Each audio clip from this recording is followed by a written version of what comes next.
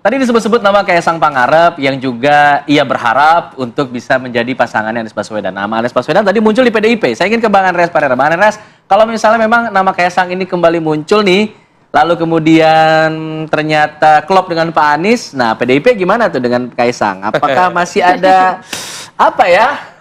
Mau Kisah Minang lama, gitu ya. iya, dengan keluarga Pak Joko Widodo nih yang kemudian masih jadi perhatian PDIP Pokoknya atau bagaimana, Bang Andreas, silakan. complicated ya. Ini tukang aduh.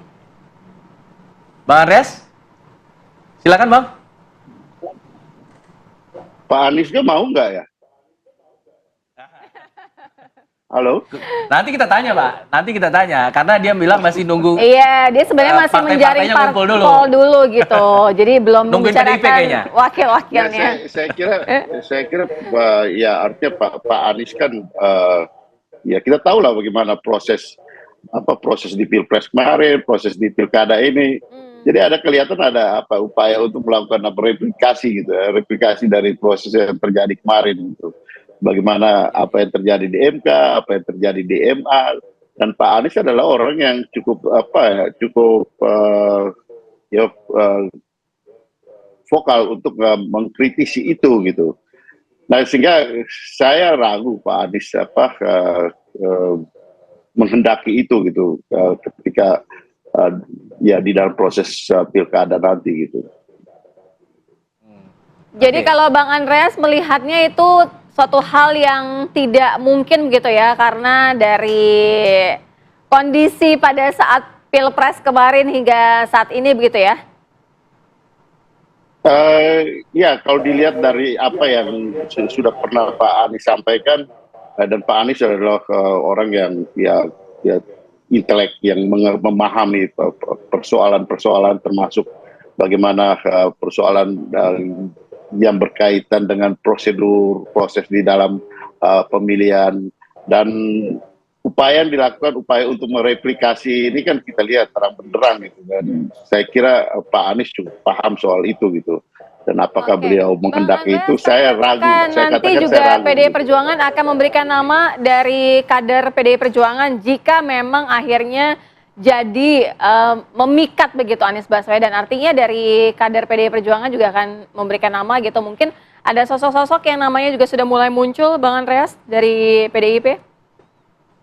Ya itu tadi, itu ada nama seperti Pak Charles, ada nama seperti Pak Aswar Anas, ada banyak nama yang muncul di situ, sehingga itu nanti dibicarakan. Makanya saya katakan tadi, di samping modal sosial dari kemungkinan keterpilihan, juga tentu akan diperhatikan modal politik, yaitu dukungan partai politik dan bagaimana kerjasama antar partai politik yang solid, rekat di masyarakat, untuk kemudian sama-sama mengusung calon yang akan diusung di dalam pilkada nanti gitu.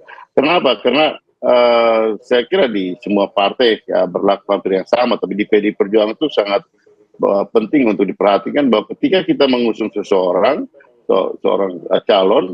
calon itu juga perlu didukung oleh konstituensi dasar kita gitu, basis massa kita, sehingga dengan demikian antara putusan dari elit dengan keinginan massa konstituen itu nyambung gitu. Nah di situ bahwa kemudian kita lihat bagaimana tingkat dukungan dari konstituen massa partai di situ gitu. Nah kalau itu bisa berlangsung, itu menjadi kombinasi antara modal sosial dan modal politik yang bagus untuk kemudian memenangkan calon yang diusung. Nah, faktor-faktor itulah yang akan dipertimbangkan di dalam proses untuk penyaringan nanti. Baik, Mas Adi, kalau saya meminjam tadi istilah Mas Adi bilang ini semua akan kembali ke kepentingan dari masing partai politik tentu ingin menang.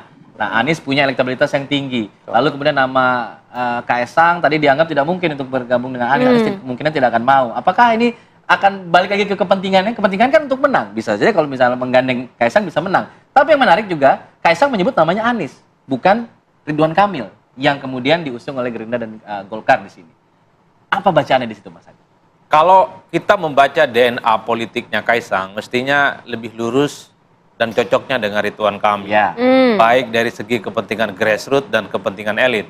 Dan tak ada konfrontasi apapun dalam konteks itu. Artinya untuk menduetkan keduanya ini relatif lebih mudah. Betul. Karena tidak ada psychological barrier yang kemudian bisa membenturkan keduanya. Ini satu kubu, ini satu madhab dan satu kepentingan. Tapi agak beda ceritanya kalau kemudian Anies Baswedan dengan Kaisang. Nah. Ini baina sama wal lubang sumur. Jadi bagaikan langit dan lubang sumur, jauh sekali bedanya. Pada level grassroots saya kira pemilih Anies juga tidak happy kalau dengan Kaisang. Dan pendukung-pendukung Jokowi sekalipun juga nggak happy dengan Anies Baswedan. Dan pernyataan Budi Ari beberapa waktu yang lalu, kita tahu adalah ketum Projo, mereka mengatakan kita akan mendukung semua jagoan yang diusung oleh Pak Jokowi dalam pilkada. Tak lama setelah itu Budi Ari ngomong, untuk Pilgub Jakarta dukung Ridwan Kamil. Ini kan sebenarnya menegaskan bahwa warna politik pendukung Jokowi, pendukung Prabowo dan Gibran lebih condong ke Ridwan Kamil ketimbang dengan Anies. Jadi pada level elit sekalipun sebenarnya, terutama PSI, ini kan dingin ketika disebut soal kemungkinan berkoalisi dengan Anies. Tidak langsung disambut dengan gegap gempita, disambut dengan keharuan, dan langsung misalnya mendatangi Anies dan PKB. Menurut saya sih terlampau dingin sebenarnya ketika Kaisang menyatakan tertarik untuk menjadi bagian dari Anies. Kenapa itu bisa Nah, keluar dari iya, mulutnya Kaisang? apakah itu cuma sekedar gimmick saja begitu Mas Saya Adi kira artinya? Kaisang juga nih anak muda sebenarnya, yang saya kira punya basis argumentasi yang rasional. Per hari ini elektabilitas Anies itu masih paling kuat Pak dibandingkan dengan yang lain. Kaisang juga paham bahwa orang-orang di sekitarnya termasuk keluarga besarnya nggak mungkin ke Anies. Bukan lagi soal nominasi, udah di-delete nama ini Pak. Satir berarti. Udah apa yang disebut? nothing. Tapi itu lagi, kalau Kaisang berkehendak, kalau Kaisang memang ingin maju dan berpasangan dengan Anies, saya kira tak ada yang bisa menghentikan ini semua. Satu-satunya yang bisa menghentikan cuma Pak Jokowi sebagai orang tua dan sekaligus mentor politiknya. Udah itu aja bagi saya melihatnya. Tinggal kita lihat nanti. Karena memang partai-partai lain seperti PSI ataupun orang yang selama ini berada di lingkaran kekuasaan politik nggak mungkin bisa menolak keinginan Kaisang. Kalau serius. Cuman efeknya ini pasti akan menimbulkan tarik-menarik yang cukup luar biasa. Nah, itu menarik. Nah, dari Gerindra gimana menanggapi pernyataan Kaisang Pangarep, Ketua Umum PSI, yang tadi dikatakan masih satu kubu sebenarnya sama Pak Joko Widodo dan Pak Prabowo di sini, tapi nyebutnya namanya Anies, bukan Ridwan Kamil yang diusung sama Gerindra. Ya, bagus ya. Ini kan salah satu dinamika ya di mana memang masing-masing pihak ya termasuk individu seperti Mas Kaisang bisa menyampaikan pendapatnya. Ya, silakan, dan nanti kan terus berproses. Sekarang sebut Mas Anies dan lain sebagainya. Apakah besok juga akan bicara yang lain? Ya kita tunggu saja. Kita nggak alergi yang dengan yang seperti itu. Oke. Cuma kalau kami Partai Gerindra terus terang kami sampaikan bahwa minim sekali ya aspirasi dari masyarakat kami ya dari konstituen kami untuk mendukung Pak Anies. Jadi itu mungkin akan menjadi pertimbangan dalam konteks kita mau menentukan pasangan cagup dan cawagupnya seperti apa. Berarti dari bacaan konstituen Gerindra agak berseberangan dengan apa yang hasil survei setidaknya yang dari Mas Adi katakan masih tinggi sampai hari ini. Ya enggak. Anies Baswedan. Tinggi itu kan konteksnya seperti apa. Tapi kalau di konstituen kami minim sekali gitu loh. Artinya mungkin sisa-sisa atau residu dari Pilpres juga mungkin menjadi salah satu nama Mungkin. Anies Baswedan itu tidak muncul begitu Mungkin di juga Gerindra. apa yang disampaikan Mas Adi ya. Cuma memang saya sebetulnya kalau lebih tepat identitas saya saat ini adalah praktisi politik di Jakarta. Saya tim pemenangan Pak Jokowi, Ahok ya kan terlibat. Iya. Tim pemenangan Anies siapa kemarin Sandi terlibat full. Kemudian juga saya 2 kali pileg ya. Alhamdulillah menang lagi ya kan ya. Saya tahu sekali karakteristik masyarakat kami Jakarta. ya yang memang agak berat ya kalau dengan sosok yang punya beban masa lalu. Apa sih Bang bebannya Bang? Ya macam-macam. Jadi kalau ekspektasi masyarakat itu terlalu tinggi ya. Kalau tidak memenuhi ekspektasi masyarakat, siapapun dia, saya nggak ngomong orangnya ya, siapapun dia itu pasti menjadi prioritas yang bukan utama lagi. Saya saja mengalami, mohon maaf, lebih berat bagi saya maju pertama kali menang pileg daripada yang kedua, walaupun suaranya yang sekarang lebih besar ya, tapi perjuangannya lebih berat gitu loh, meyakinkan masyarakat pasti nanya, emang 5 tahun ngapain aja Bang Habib gitu kan, kemana aja selama ini Bang Habib? Itu aja saya merasa padahal saya merasa hampir tiap minggu turun, tetap aja ditanya. Karena kan nggak mungkin turun di semua tempat. Iya. Ketika turun di satu tempat, di tempat yang lain bertanya, kurang lebih begitu. Nah, itulah tantangan, ya, masalah ya bagi sosok-sosok incumbent di DKI. Pak Fauzi Bowo nggak bisa bertahan, ya kan ya. Pak Ahok nggak bisa bertahan, ya. Pak Ahok kan incumbent juga waktu itu kan ya.